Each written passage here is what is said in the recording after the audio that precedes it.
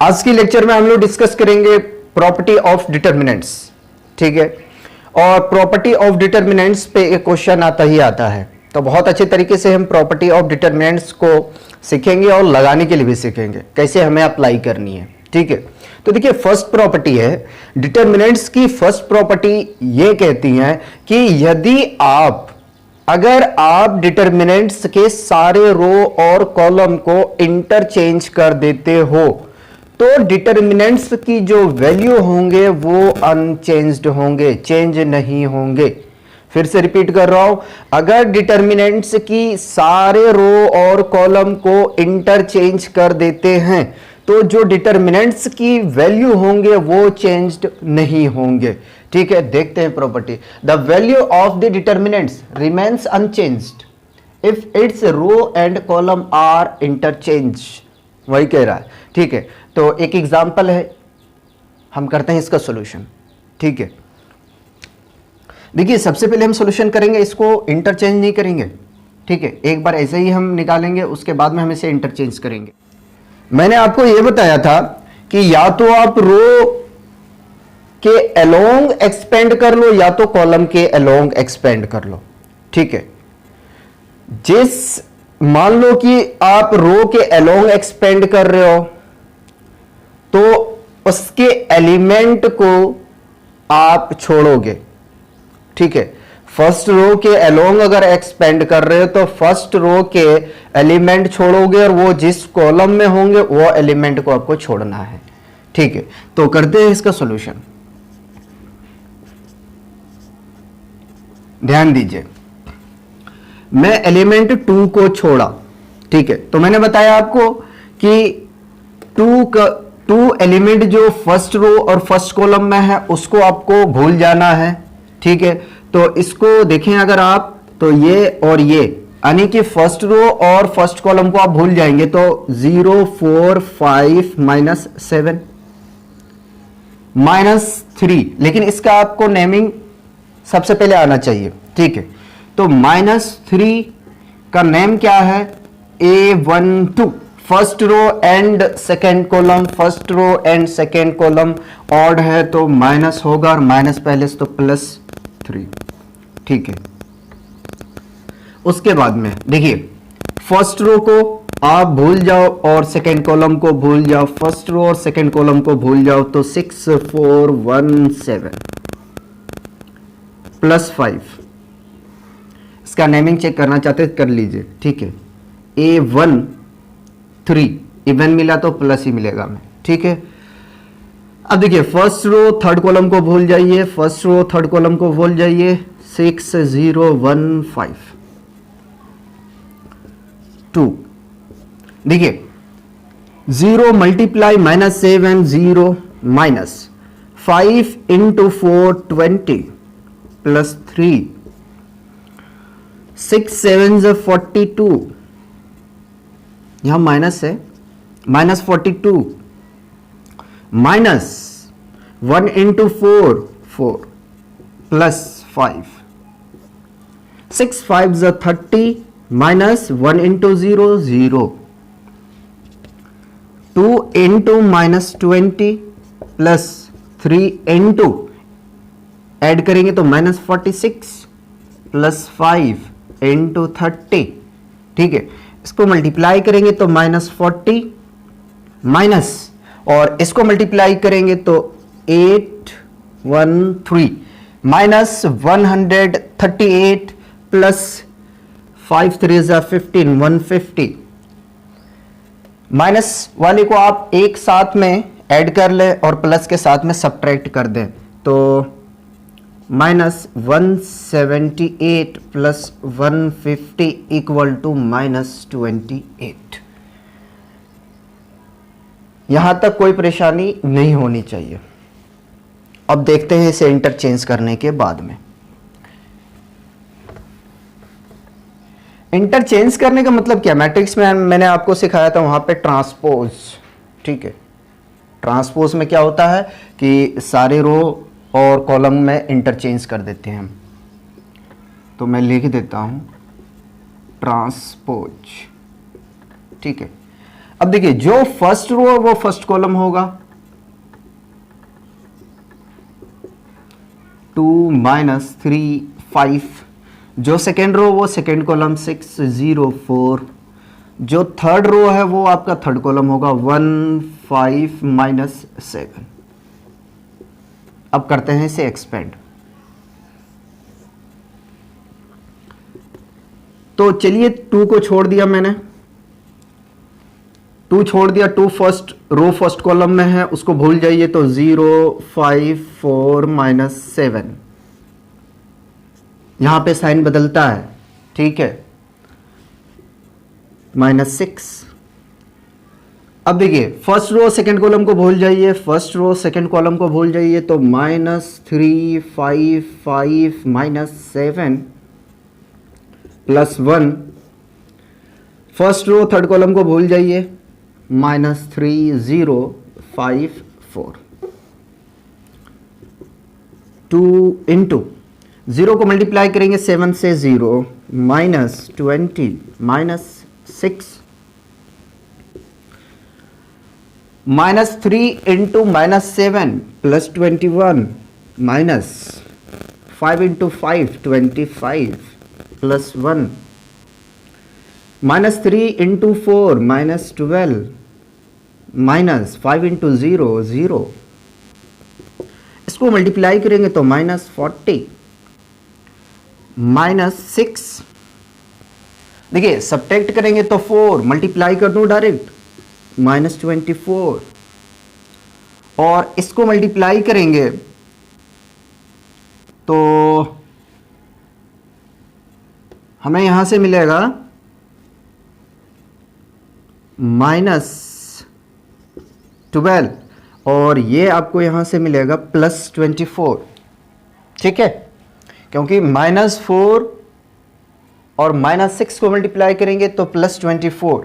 इसको ऐड करेंगे तो हमें मिलेगा यहां से -52 +24 और सब्ट्रैक्ट करेंगे तो मिलेगा आपको फाइनली -28। देखिए ये वैल्यू देखिए, जब मैं चेंज नहीं किया था और चेंज करने के बाद में वैल्यू में कोई चेंजिंग हुआ नहीं हुआ। तो फर्स्ट प्रॉपर्टी हमारा यहां से प्रूफ होता है, ठीक है। कॉपी कीजिए, नेक्स्ट प्रॉपर्टी पे आते हैं।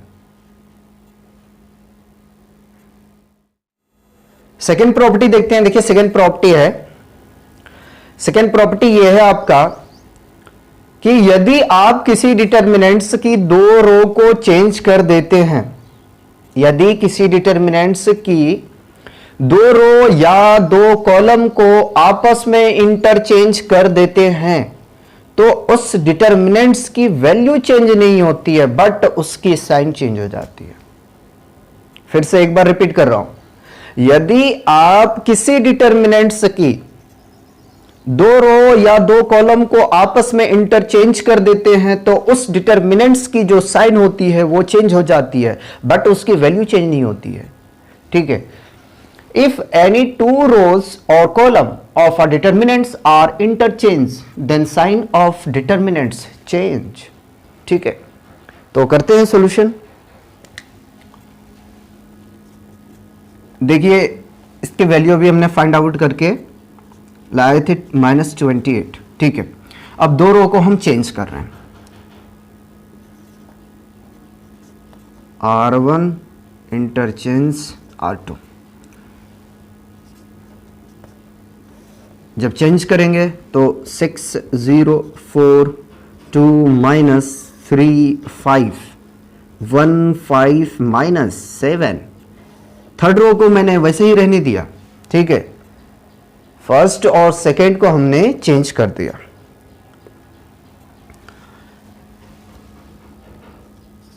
अब देखिए 6 एलिमेंट को मैंने छोड़ दिया, ठीक। 6 एलिमेंट को छोड़ा तो 6 एलिमेंट फर्स्ट रो और फर्स्ट कॉलम में है तो उसे हम भूल जाएंगे। -3 5 5 -7, ठीक है, -0 होता है, ठीक है। सो करके मैं दिखा दे रहा हूं। ऐसे तो एलिमेंट्स 0 बनने वाले हैं सारे, इसको जो वैल्यू आएंगे वो 0 बन जाएंगे। तो फर्स्ट रो सेकेंड कॉलम को भूल जाए, 2 5 1 minus 7 plus 4, first row third column को भूल जाएं तो 2 माइनस 3 1 5 6, देखिए -3 इंटू -7 21 माइनस 5 इंटू 5 25 प्लस 0 ले लेते या तो -0 ले लो, उससे कोई परेशानी नहीं, plus 4 2 5 10 minus 1 into -3 minus minus plus 3। अब देखिए यहां जब सब्ट्रैक्ट करेंगे, आप सब्ट्रैक्ट करेंगे तो आपको मिलेगा -4 0 प्लस 4 इंटू 13 -24 प्लस 0, इसको मल्टीप्लाई करेंगे तो 52, सब्ट्रैक्ट करेंगे तो 28। यहां से हमारा सेकंड प्रॉपर्टी प्रूव हो गया। ठीक है, चलते हैं थर्ड प्रॉपर्टी की तरफ, कॉपी कीजिए। थर्ड प्रॉपर्टी देखते हैं। देखिए थर्ड प्रॉपर्टी यह है कि यदि किसी डिटर्मिनेंट्स की 2 रो या 2 कॉलम आपस में एक जैसे हो तो जो डिटर्मिनेंट्स की वैल्यू होंगे वो 0 होंगे। फिर से रिपीट कर रहा हूं, यदि किसी डिटर्मिनेंट्स की 2 रो या 2 कॉलम एक जैसी हो तो उस डिटर्मिनेंट्स की जो वैल्यू होगा वो 0 होगा। इफ एनी 2 रोज और column of a determinants are identical, ठीक है, then value of determinants is 0। यही है हमारा थर्ड प्रॉपर्टी। देखते हैं एग्जांपल। तो देखिए फर्स्ट एलिमेंट को आप छोड़ रहे हो तो फर्स्ट रो फर्स्ट कॉलम को भूल जाइए, 2 3 2 3। मैंने आपको बताया कि बीच में साइन चेंज होती है तो -2। फर्स्ट रो सेकंड कॉलम को भूल जाइए, फर्स्ट रो सेकंड कॉलम को भूल जाइए तो 2 3 3 3। ठीक है, plus 3। First row third column को भूल जाइए, तो भूलेंगे तो आपको मिलेगा यहां से 2 2 3 2 3 into 2 3 6 minus 2 3 6 minus 2 2 3 6 minus 3 3 9 plus 3 into 2 2 4 minus 3 2 6। देखिए ये तो 0 हुआ, -2 सब्ट्रैक्ट करेंगे तो -3 प्लस 3 इंटू -2 मल्टीप्लाई करेंगे तो +6 -6 इक्वल टू 0। यहां से हमारा थर्ड प्रॉपर्टी प्रूफ हो गया। ठीक है, अब देखते हैं फोर्थ प्रॉपर्टी। कॉपी कीजिए तब तक। प्रॉपर्टी 4 देखते हैं। देखिए प्रॉपर्टी 4 देखने से पहले हमें मैट्रिक्स और डिटर्मिनेंट्स में डिफरेंस पता होना चाहिए। अगर नहीं पता है तो मेहनत करना बेकार है, क्योंकि मैं आपको अगर मान लो सारी प्रॉपर्टी बहुत अच्छे से समझाया, अगर ये नहीं समझाया तो फिर आपको प्रॉपर्टी और डिटर्मिनेंट्स में डिफरेंस ही नहीं पता चल पाएगा। तो समझिए ये प्रॉपर्टी खुद ब खुद आपको क्लियर हो जाएगा। मान लेते हैं हमारे पास में मैट्रिक्स कोई अपनी तरफ से 1 2 3 0 और यही मैं डिटर्मिनेंट्स मानता हूं।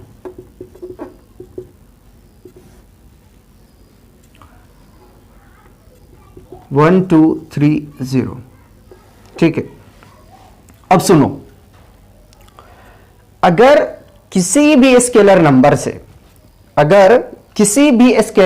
से हम मैट्रिक्स में मल्टीप्लाई करते हैं, किसी भी स्केलर नंबर से मैट्रिक्स में मल्टीप्लाई करते हैं, तो उस मैट्रिक्स के अंदर में जितने एलिमेंट हैं, उस मैट्रिक्स के अंदर जितने एलिमेंट हैं सबके साथ मल्टीप्लाई होगा। फिर से रिपीट कर रहा हूं कि अगर किसी मैट्रिक्स में किसी भी स्केलर नंबर से हम मल्टीप्लाई करते हैं तो उस मैट्रिक्स के अंदर जितने एलिमेंट्स हैं सबके सबसे मल्टीप्लाई होंगे वो स्केलर नंबर। ठीक है, जैसे कि हम 2 से मल्टीप्लाई करते हैं, 2 से मल्टीप्लाई करेंगे तो ये मैट्रिक्स हमारा 2 4 6 0 होगा। ठीक है, बट डिटर्मिनेंट्स में ऐसा कुछ नहीं होता, डिटर्मिनेंट्स में ऐसा कुछ नहीं होता है। ठीक है, तो सबसे पहले तो हम इस डिटर्मिनेंट्स की वैल्यू को निकालते हैं, फिर मैं आपको समझाता हूं। तो 0 -6 इक्वल टू -6, डिटर्मिनेंट्स ऑफ ए हमने फाइंड आउट कर चुके हैं -6। अगर मैं इस डिटर्मिनेंट्स को किसी भी स्केलर नंबर से, किसी भी कांस्टेंट नंबर से मल्टीप्लाई कर देंगे तो ये डिटर्मिनेंट्स जो आपका गिवन है वो डिटर्मिनेंट्स भी खुद मल्टीप्लाई हो जाता है। नहीं आया समझ में? समझो, डिटर्मिनेंट में ऐसा है कि या तो आप रो को मल्टीप्लाई कर सकते हो, किसी भी एक रो को मल्टीप्लाई कर सकते हो, या किसी भी एक कॉलम को मल्टीप्लाई कर सकते हो। डिटर्मिनेंट्स के सारे एलिमेंट मल्टीप्लाई नहीं होते हैं। ठीक है, क्योंकि बहुत डिफरेंस है मैट्रिक्स और डिटर्मिनेंट्स में, ऐसा हम नहीं कर सकते, होता ही नहीं है ऐसा। तो या तो आप किसी स्केलर नंबर से मल्टीप्लाई करोगे तो या तो रो में करोगे या तो कॉलम में करोगे, किसी एक में कर सकते हो। ठीक है, तो 2 से करते हैं और 2 से मल्टीप्लाई करेंगे तो इसके 2 गुनी आएंगे। कहने का मतलब यही है कि उसकी जो डिटर्मिनेंट्स होती वो भी मल्टीप्लाई हो जाती हैं। तो कहने का मतलब यह है कि अगर यहां पे हमने डिटर्मिनेंट्स ऑफ ए लेके आए -6 तो इसकी 2 टाइम्स आएंगे, ट्वाइस आएंगे। ठीक है, तो देखते हैं, 2 से कर देते हैं हम मल्टीप्लाई किसी एक रो और कॉलम को। तो मान लो मैं फर्स्ट रो को कर दिया 2 4 3 0। ठीक है, जब इसे ओपन करेंगे तो यहां से आपको मिलेगा 0 -3 4 12। ठीक है, इक्वल टू -12। देखिए 2 टाइम्स है या नहीं है? है। अब आते हैं इसके डिफिनेशन पे। क्लियर हो गया होगा जहां तक उम्मीद है। इफ ईच एलिमेंट ऑफ रो और column of a determinants is multiplied, यदि किसी एक रो या एक कॉलम के डिटर्मिनेंट्स को आप मल्टीप्लाई कर देते हो। फिर से सुनो, अगर आप किसी एक रो या कॉलम को किसी भी कांस्टेंट नंबर या स्केलर से मल्टीप्लाई कर देते हो by constant k, then its value get multiplied by k, तो जो आपको वैल्यू मिलते हैं डिटर्मिनेंट्स की वो भी मल्टीप्लाइड हो जाती है।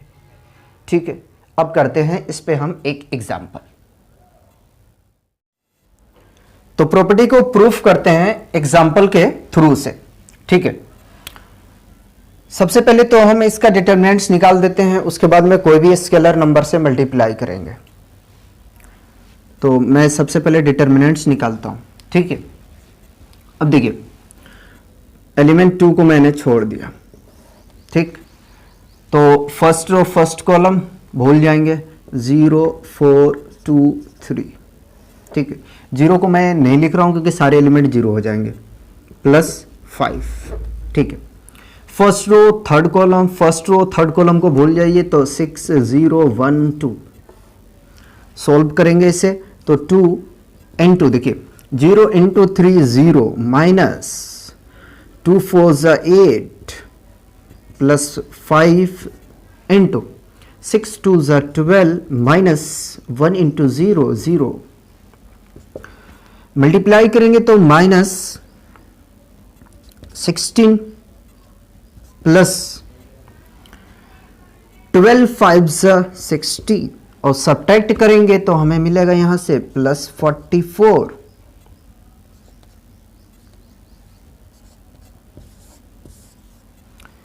ठीक है, अब ऐसा करते हैं किसी भी रो को हम मल्टीप्लाई कर देते हैं, तो मैं फर्स्ट रो को मल्टीप्लाई करता हूं 2 से, तो 2 से मल्टीप्लाई करेंगे 4 0 10 6 0 4 1 2 3, यानी कि सेकेंड रो और थर्ड रो को मैं ऐसे ही कॉपी कर दिया। डिटर्मिनेंट्स में किसी एक रो या एक कॉलम को ही हम मल्टीप्लाई कर सकते हैं, और कॉमन हम एक रो या एक कॉलम में अगर सारे एलिमेंट से कॉमन आ रहा है तो हम आराम से ले सकते हैं। जैसे कि यहाँ पे है फर्स्ट रो में और इसमें कॉमन आ रहा है तो हम कॉमन ले सकते हैं, लेकिन मैट्रिक्स में ऐसा नहीं होता है। मैट्रिक्स में है कि सारे एलिमेंट से कॉमन आना चाहिए, ठीक है। इसलिए तो प्रॉपर्टी हम लोग यूज़ करते हैं ताकि काफ़ी इजी हो जाए हमें प्रॉब्लम को सॉल्व करने में।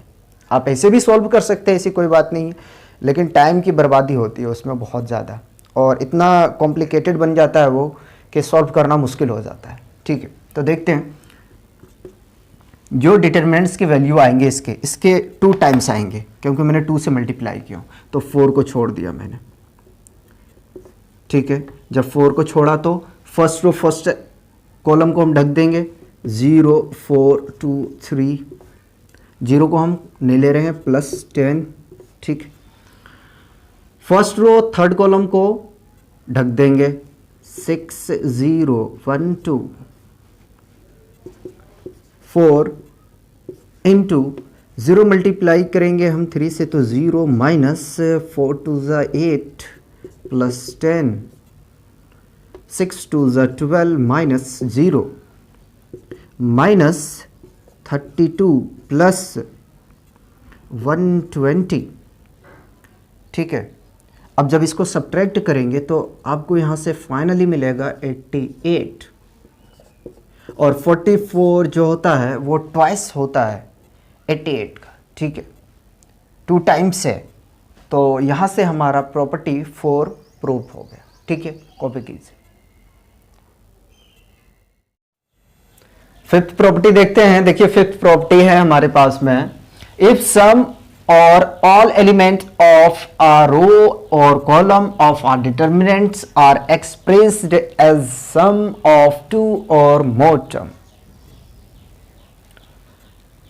समझिए, अगर डिटर्मिनेंट्स के किसी रो या कॉलम 2 या 2 से ज्यादा टर्म में एक्सप्रेस्ड है तो आप उस डिटर्मिनेंट्स को 2 या 2 से ज्यादा डिटर्मिनेंट्स में एक्सप्रेस्ड कर सकते हैं, ठीक है।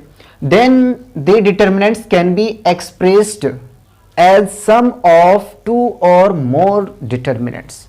यही कह रही है। अब देखो करना कैसा है। अगर कभी भी आपको इस टाइप के डिटर्मिनेंट्स मिले जिसमें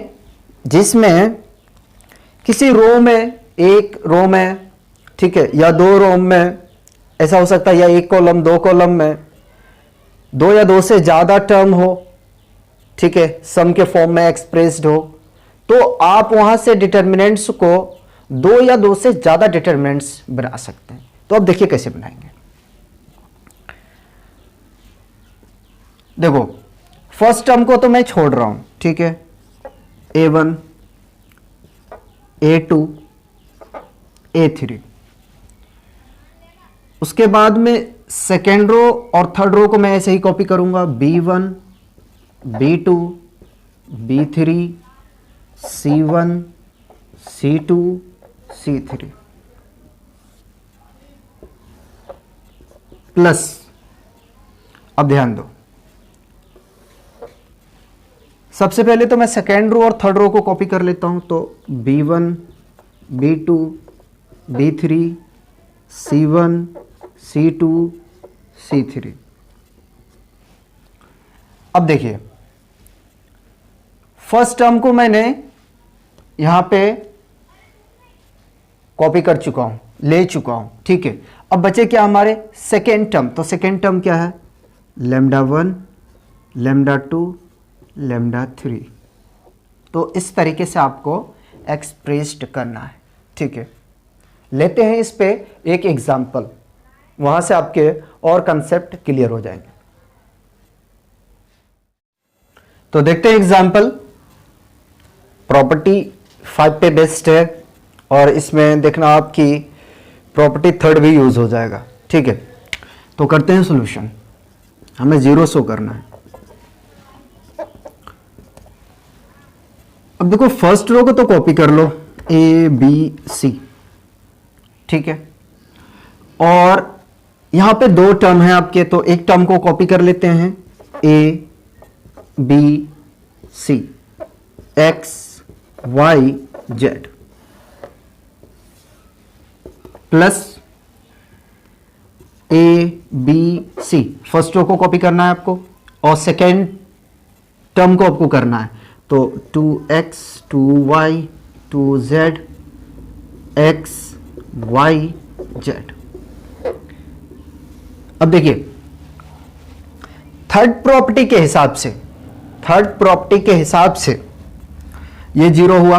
थर्ड प्रॉपर्टी क्या कहता है कि यदि किसी मैट्रिक्स के 2 रो या 2 कॉलम एक जैसे हो तो जो डिटर्मिनेंट्स की वैल्यू होंगे वो 0 होंगे, ठीक है।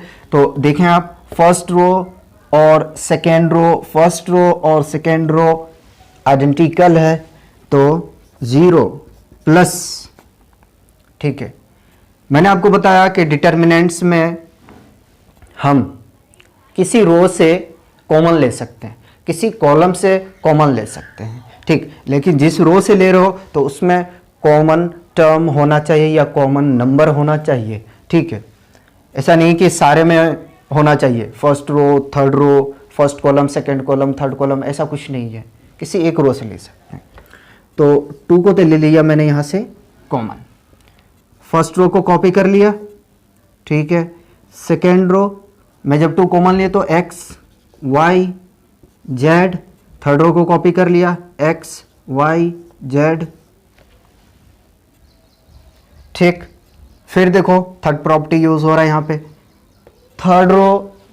सेकेंड रो और थर्ड रो आइडेंटिकल है, सेकेंड रो और थर्ड रो आइडेंटिकल है, तो क्या होगा 0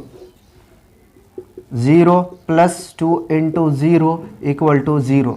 ये आपका प्रूव्ड हो गया, ये हमें शो करना था। देखिए प्रॉपर्टी अगर आपको बहुत अच्छे तरीके से लगाने के लिए आ जाता है तो आप ऐसे ही क्वेश्चन को सॉल्व कर देंगे देखते देखते, ठीक है। बिल्कुल टाइम नहीं लगेगा, 1 से 2 मिनट में आप सॉल्व कर दोगे। लेकिन अगर आप प्रॉपर्टी नहीं समझ पाए हो, लगाने के लिए नहीं आता है, तो आपको बहुत प्रॉब्लम होगा। इसलिए सारे प्रॉपर्टी को बहुत अच्छे तरीके से उसको आप लर्न कीजिए और लगाने के लिए भी सीखिए। अब लगाने के लिए तब आप सीख सकते हैं, आप बहुत ज़्यादा से ज़्यादा प्रॉब्लम को प्रैक्टिस करेंगे, ठीक है। तो कॉपी कीजिए, लास्ट प्रॉपर्टी देखते हैं 6। प्रॉपर्टी 6 देखते हैं, लास्ट प्रॉपर्टी है। देखिए प्रॉपर्टी 6 काफी बड़ा था जिसके कारण हमने कॉपी नहीं किया, बट मैं आपको एक्सप्लेन कर दूंगा कि प्रॉपर्टी 6 का स्टेटमेंट क्या है, क्या कहना चाहता है। देखिए जहां पे आप property first second third fourth fifth नहीं लगा पा रहे हो वहां पे आप प्रॉपर्टी 6 लगाओगे। प्रॉपर्टी 6 में आपको करना क्या है कि प्रॉपर्टी 6 में आपको ऑपरेशन करना है, ठीक है। प्रॉपर्टी 6 में आपको ऑपरेशन करना है और कभी भी आपको इस टाइप से डिटर्मिनेंट्स देखने के लिए मिले तो आपको प्रॉपर्टी 6 का ही सहारा लेना पड़ेगा। देखिए मैंने आपको कुछ ऑपरेशन करने के लिए मैट्रिक्स में सिखाया था कि ऑपरेशन कैसे करना है। जैसे कि R1 में ऑपरेशन करना है तो हम कर देते थे कि 2R1 को मल्टीप्लाई कर देते थे, ठीक है, और R2 से सब्ट्रैक्ट कर देते थे। और R1 में ऑपरेशन करते थे कि R1 प्लस R2 कर देते थे। और R1 में ऑपरेशन करते थे कि R1 माइनस 3 R3 कर देते थे। और R1 में हम ऑपरेशन करते थे कि R1 को मल्टीप्लाई कर देते थे हम 1/2 से। और मैट्रिक्स में ऑपरेशन करते थे हम R2 में ऑपरेशन करते थे कि 2R2 प्लस R1। R2 में और ऑपरेशन हम करते थे R2 माइनस R1। R2 में और ऑपरेशन हम करते थे R2 माइनस 3R1। इस टाइप से हमने सीखा था। बट डिटर्मिनेंट्स में क्या है, डिटर्मिनेंट्स में क्या है कि ऑपरेशन ये भी डिटर्मिनेंट्स में होगा, बट एक बात को ध्यान में रखना है। देखिए अगर R1 में ऑपरेशन लगा रहे हो, अगर आप R1 में ऑपरेशन लगा रहे हो, ठीक है, तो ये कभी आपका नहीं चलने वाला है, ये गलत है, क्योंकि आप 2 से R1 को मल्टीप्लाई कर रहे हो, 2 गुनी और बढ़ा रहे हो, ठीक है। डिटर्मिनेंट्स में ऐसा नहीं होता, मैट्रिक्स में होता है ऐसा, तो ये तो आप नहीं कर सकते हो। हाँ ये कर सकते हो, ये कर सकते हो, क्योंकि R1 में ऑपरेशन कर रहे हो और R3 को आप मल्टीप्लाई कर रहे हो, तो ये कर सकते हो, ठीक है। आप ये भी नहीं कर सकते हो, ठीक है, ये भी आप नहीं कर सकते हो, ये कर सकते हो, ये कर सकते हो, ठीक है। तो प्रॉपर्टी 6 यही हमें करना है कि ऑपरेशन लगाना है प्रॉपर्टी 6 में। जैसे कि एक एग्जांपल को हमने कॉपी करके रखा है, इसको मैं आपको बताता हूं कि कैसे आपको प्रॉपर्टी को अप्लाई करनी है। ऑपरेशन लगानी है और कुछ नहीं लगानी 6 में, ठीक है। तो मैं ऑपरेशन यहां लगाता हूं R2 में, R2 माइनस 2R1, R3 में ऑपरेशन करूंगा तो R3 माइनस 3R1, ठीक है। ऐसा कर सकते हैं। तो फर्स्ट रो को तो कॉपी कर लिया,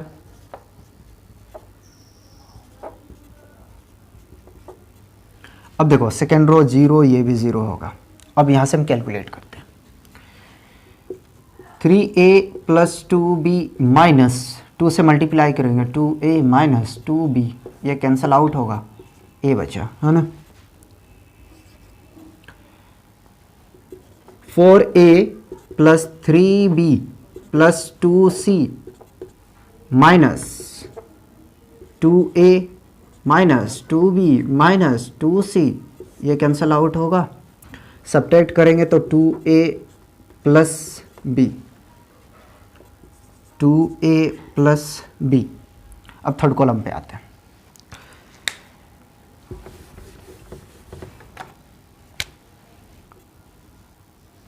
सिक्स ए प्लस 3b माइनस 3 से मल्टीप्लाई करेंगे तो 3a माइनस 3b, ये कैंसिल होगा तो 3a।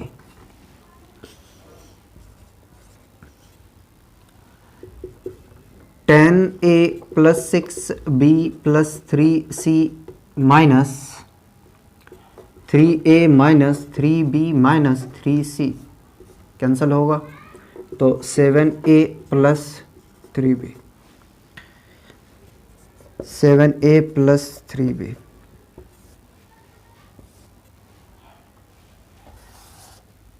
अब ऐसे हम एक्सपेंड करेंगे, एक्सपेंडिंग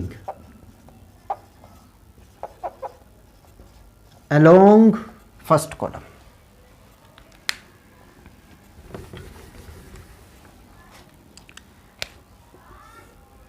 ठीक है।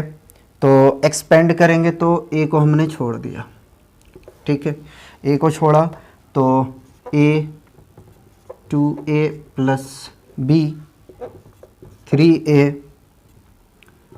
7a प्लस 3b, ठीक है। मल्टीप्लाई करते हैं,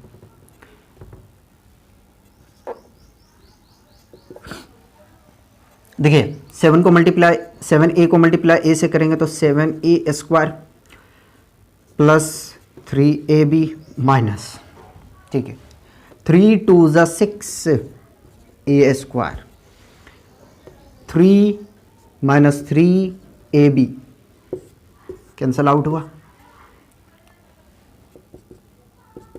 तो a 7 में 7a स्क्वायर में आप माइनस 6a स्क्वायर को सब्ट्रैक्ट करेंगे तो आपको मिलेगा यहाँ से a स्क्वायर, और इसको मल्टीप्लाई करेंगे तो आपको मिलेगा a क्यूब। देखिए प्रॉपर्टी से कितना इजी पड़ जाता है सॉल्व करना, ठीक है। अगर बगैर आप प्रॉपर्टी के करते तो आप उलझ जाते, ठीक है। तो ये हमें शो करना था, LHS इक्वल टू RHS। यहाँ आपका प्रॉपर्टी कंप्लीट हो गया। अब हम एक्सरसाइज की क्वेश्चन लगाएंगे, कॉपी कीजिए।